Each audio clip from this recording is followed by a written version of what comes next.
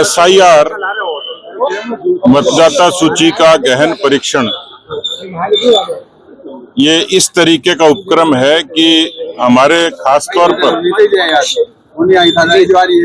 लोकतंत्र से उपजी हुई चुनाव व्यवस्था और चुनाव आयोग टीएन शेषन के जमाने से रिफॉर्म शुरू हुआ।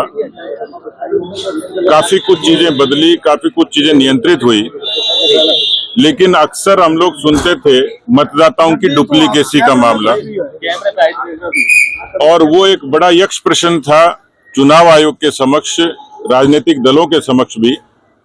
और ये पीड़ा तब बढ़ गई कि जब सीमावर्ती देशों के अवैध घुसपैठिए किसी न किसी तरीके से कोई पहचान पत्र बनाकर उन्होंने लंबे अरसे तक यहाँ मतदान को प्रभावित करने की कोशिश की। और स्वाभाविक तौर पर केवल विदेशी नहीं, देश के भीतर भी एक एक व्यक्ति के दो दो तीन तीन जगह वोट होते थे और चुनाव के परिणाम को प्रभावित करते थे। तो ये प्रक्रिया निरपेक्ष रूप से न किसी दल के विरुद्ध है, न किसी जाति, पंथ और मजहब के विरुद्ध है। ये चुनाव के सुधार की प्रक्रिया का ही एक चरण है। उदाहरण के तौर पर बिहार में 60 लाख ऐसे मतदाता चिन्हित हुए।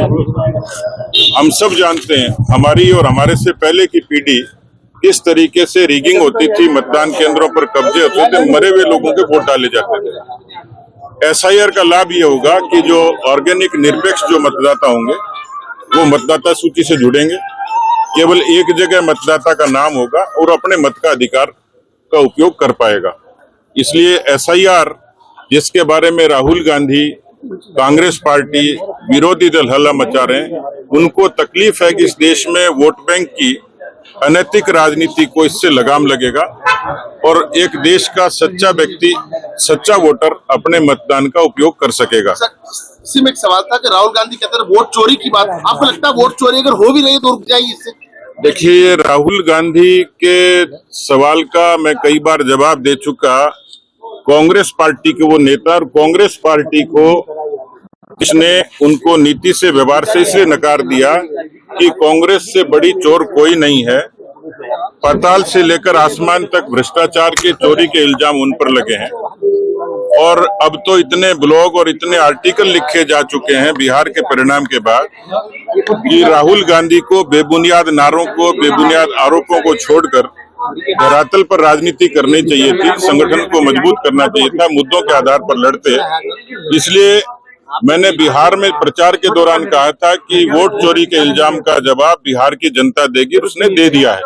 इसलिए बेबुनियाद सा आरोप है। मुझे लगता है कि उम्र चली गई उनको सबक की और सीखने की, लेकिन कांग्रेस पार्टी का इस आरोप से भी बड़ा नुकसान हुआ है। सर, राजस्थान में भी आने वाले दिनों में ये वोट चोरी को लेकर आंदोलन करने जा रहा है कांग्रेस पार्टी।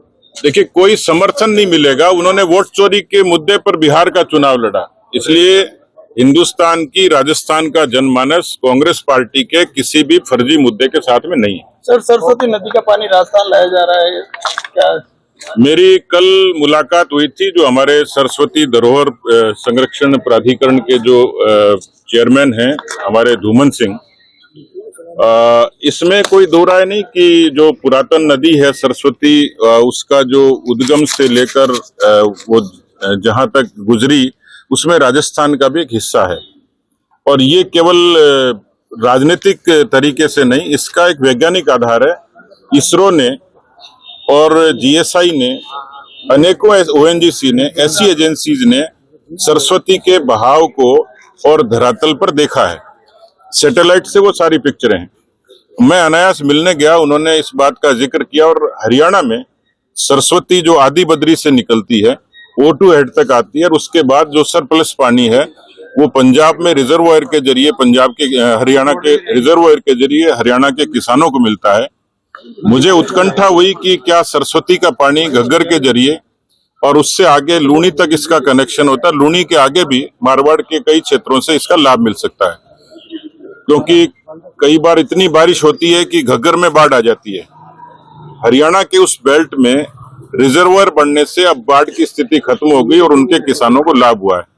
एक शुरुआत करी है। मैं इसको प्रामाणिकता और दावे से तो नहीं कह सकता कि कब ये धरातल पर उतरेगी, लेकिन ये उत्सुकता थी और इस पर मुझे लगता है कि काम किया जा सकता है। मैं हरियाणा और राजस्थान की दोनों ही सरकारों को इसके बारे में अपनी तरफ से व्यक्तिगत तौर पर भी, पार्टी के फोरम पर भी कोशिश करूंगा कि जो सरस्वती विलुप्त है उसका जो एक पुराना जो ट्रैक है उसके जरिए जो सरस्वती का पानी है वो मारवाड़ में आ सकता है।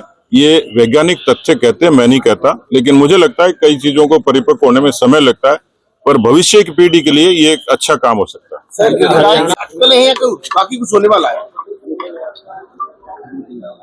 अभी तो क्या कहा जा सकता है कि क्योंकि ये तो राजनीति की रूटीन प्रक्रिया है, लेकिन इन सब चीजों को देखने का, करने का आलाकमान का अपना एक पक्ष रहता है।